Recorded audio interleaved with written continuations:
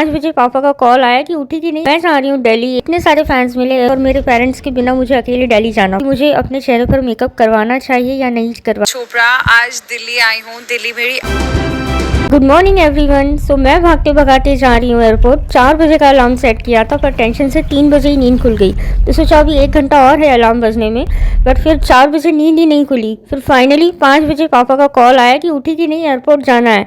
फिर भागते भगाते और कार में तैयार होते होते मैं यहाँ पहुँची हूँ कि बस फ्लाइट मिस ना हो जाए, बट थैंक गॉड सब कुछ टाइम से हो गया।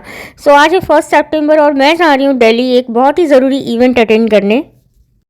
सबसे अच्छी बात है कि इंदौर एयरपोर्ट पर इतने सारे फैंस मिले, एयरपोर्ट स्टाफ से लेकर जो पैसेंजर मेरे साथ सेम फ्लाइट में थे, काफ़ी लोग उनमें से मेरे वीडियोस देखते थे और उनमें से ही मैंने एक को कहा कि प्लीज़ मेरा वीडियो शूट कर दो सो दैट मैं अपने सपोर्टर्स को आज का फुल एयरपोर्ट लुक बता सकूँ।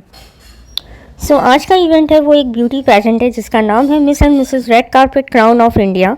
इस इवेंट की फाउंडर मयूरी मैम ने मुझे इनवाइट किया था एज अ टीम मेंबर। मुझे वहाँ अपनी मोटिवेशनल स्पीच देनी थी और रैंप वॉक करनी थी।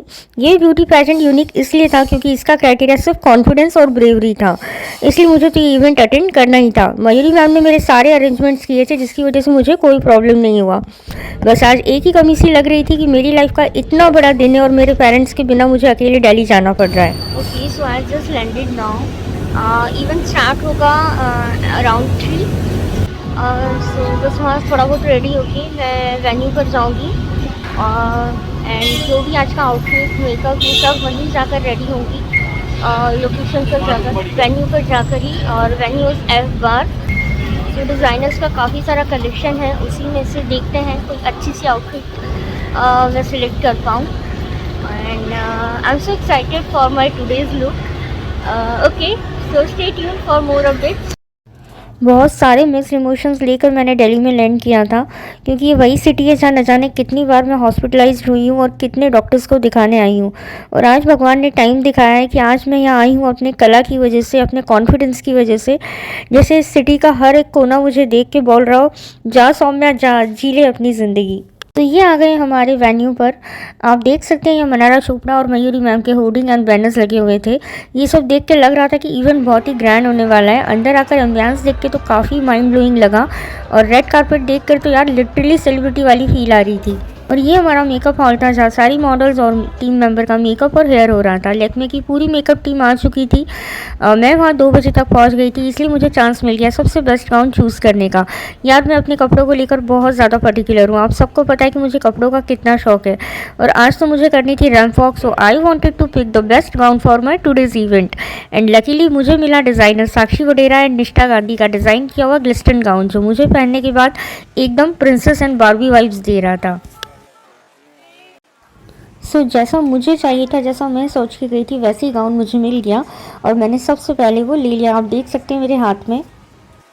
देन मैं गाउन पहन के आई और ये गाउन इतना परफेक्टली फिट आया जैसे लग रहा था मेरे लिए ही बनाओ ये गाउन। अब सेकंड टास्क था मेकअप का, जो मैंने आज तक कभी भी प्रोफेशनल मेकअप आर्टिस्ट से नहीं करवाया था।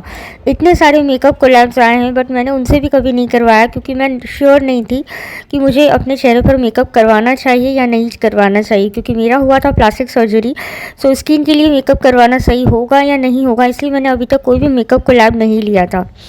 Then I asked my doctor कि क्या मुझे मेकअप करवाना चाहिए। सो उनका रिप्लाई आया कि अब बिंदास तुम मेकअप करवा सकती हो, अब कोई टेंशन नहीं है। और क्योंकि आज की इवेंट की ओपनिंग होनी थी मुझसे और मेरा ही फर्स्ट रैंप वॉक था, सो मैंने सोचा, और गाउन भी काफ़ी हैवी था, सो मैंने सोचा let's give it a try. अब इतने सारे मेकअप आर्टिस्ट को देख के मैं हो गई थी कंफ्यूज कि मैं किससे अपना मेकअप करवाऊँ, क्योंकि मेरा मेकअप कोई नॉर्मल मेकअप नहीं था, वो एक फेस करेक्शन मेकअप होने वाला था और मुझे चाहिए था एकदम सटल एंड लाइट मेकअप जो एकदम एलिगेंट लगे, ना कि ओवर। एंड फाइनली मुझे मिली लैक्मे की मेकअप आर्टिस्ट प्राची, जो बहुत ही टैलेंटेड थी। उसके लिए भी मेरा मेकअप करना थोड़ा चैलेंजिंग था, बट मेरी फीडबैक लेकर उसने बिल्कुल वैसा ही मेकअप किया जैसा मुझे चाहिए था, एकदम सटल एंड ब्यूटीफुल। ये देखिए। उसके बाद मेरी हेयर स्टाइल हो ही रही थी, तभी इतने सारे मीडिया वाले मेरा इंटरव्यू लेने के लिए आ गए और तब जो मुझे फील हो रहा था फ्रेंड्स, शायद वो मैं आपको वर्ड्स में एक्सप्रेस ही नहीं कर सकती। जब मैं 2 साल की थी तभी मेरी मम्मा ने ये लाइफ मुझे इस लेवल पर देखने का सपना देख लिया था, बट मेरे हेल्थ इशू की वजह से वो सब सपने तब अधूरे रह गए थे। बट आज फिर से भगवान ने मौका दिया कि मैं ये पल जी पाऊँ बट सामने ये सब देखने के लिए मेरी मम्मा आ ही नहीं पाई, क्योंकि हमारे सबसे बड़े फेस्टिवल पर्यूषण चल रहे थे। इसलिए बार बार मैं इमोशनल हुए जा रही थी, बिकॉज ये सब अगर मेरी मम्मी आज मुझे लाइव देखती तो आई थिंक उनको सबसे ज़्यादा खुशी होती। बट कोई नहीं, मैं सारी वीडियोस बना बना के उन्हें सेंड कर रही थी और वो बहुत ज़्यादा खुश हो रही थी। अलग अलग मीडिया वाले वीडियो बाइट लेकर जा रहे थे और मुझसे पूछ रहे थे कि मेरा मैसेज क्या है सोसाइटी के लिए और मैं किस मोटिव से यहाँ पर आई हूँ, मेरे मन की बात क्या है, मैं आज की गर्ल्स के लिए क्या मैसेज देना चाहती हूँ।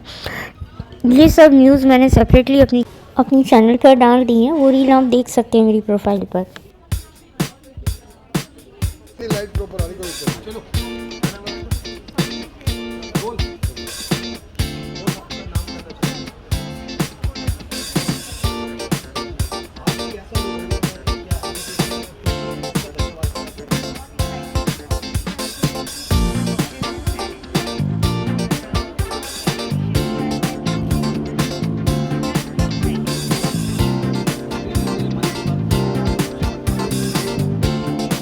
सो ये मेरा फाइनल लुक है आफ्टर मेकअप और हेयर के बाद। बस इवेंट थोड़ी देर में स्टार्ट होने ही वाला था, इससे पहले वहाँ काफ़ी सारी मॉडल्स और ऑडियंस ने मेरे साथ ली सेल्फीज़, क्योंकि सब ऑलरेडी मेरे वीडियोस पहले से देखते थे। सभी से मिलकर बहुत ही अच्छा लगा और अपने सपोर्टर्स से मिलने के बाद तो मैं और भी ज़्यादा मोटिवेटेड फील कर रही थी।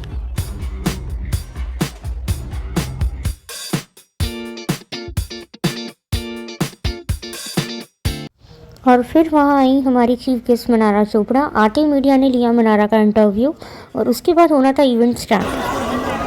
चोपड़ा आज दिल्ली आई हूँ। दिल्ली मेरी अपनी सिटी है और आज एक इवेंट के लिए मैं दिल्ली आई हूँ, which is organise by Mayuri Mittal. It is a beauty pageant. साथ ही में हमारी एक सौम्या जैन है, जिनको बाय बर्थ एक मैं बीमारी ही बोलूँगी, क्या बोल सकते हैं, क्योंकि उनको फेस पे एक प्रॉब्लम था, लेकिन उनकी सर्जरीज हुई। देन वो आज इतनी स्ट्रांग हैं कि वो अकेले ट्रैवल करती हैं अदर सिटीज़ में, and she is very confident. और उनके इतने सारे मिलियन फॉलोअर्स हैं यूट्यूब पर। तो ऐसे पार्टिसिपेंट समाज के लिए, खासकर महिलाओं के लिए एक बहुत बड़ी मिसाल होते हैं। तो जब हम इन ऐसी मिसाल महिलाएं जो होती हैं, जो मिसाल है लोगों के लिए, उनको जब हम मौका देते हैं और वो और भी आगे जाके समाज में ये दिखाती हैं कि हम खूबसूरत हैं, क्योंकि खूबसूरती का असली मतलब है आपका कॉन्फिडेंस। आप कितने कॉन्फिडेंट हैं, आप कितने अच्छे से अपने आप को प्रेजेंट करते हैं जब आप समाज में निकलते हैं। फाइनली टाइम आया शो टाइम, मेरी रैंप वॉक और मेरी स्पीच का। ये देखिए।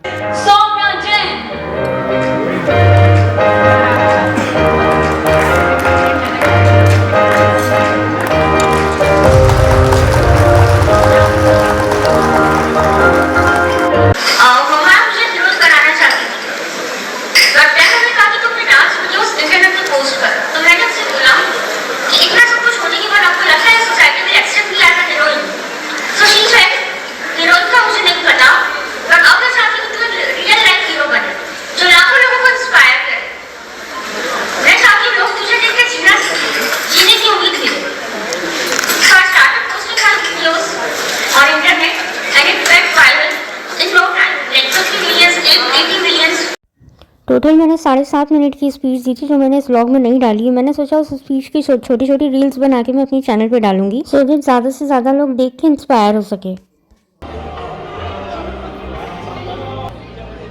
मैं एज ए कंटेस्टेंट वहाँ नहीं गई थी, एज ए टीम मेंबर गई थी, बट मेरी स्पीच और मेरी रैंप वॉक देखकर जजेस और फाउंडर ने डिसाइड करा कि मैं ये क्राउन डिज़र्व करती हूँ। और वो फाइनली वो टाइम आया जब मुझे सेकंड रनर अप का टाइटल और क्राउन दिया गया।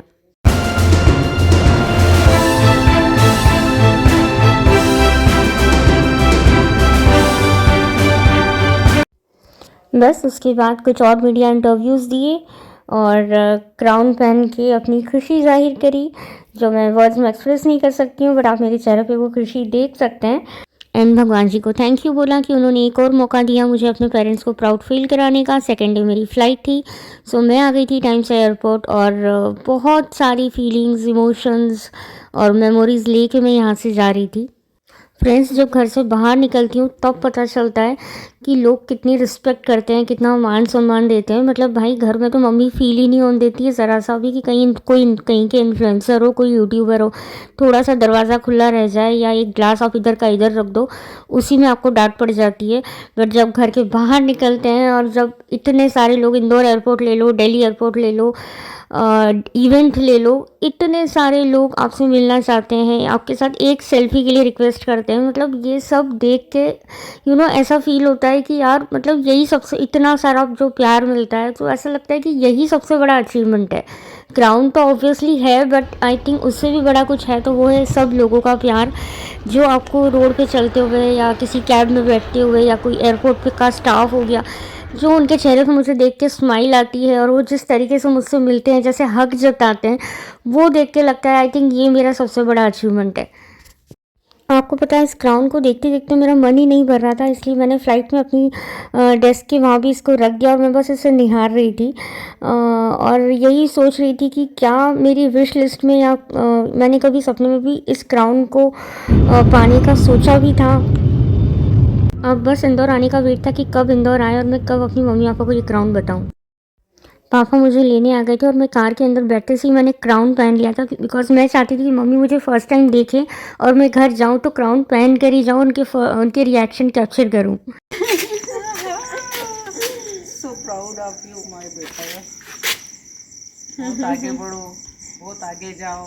My beauty queen, my motivation, my source of energy, you deserve this crown. ओहो बहुत सुंदर।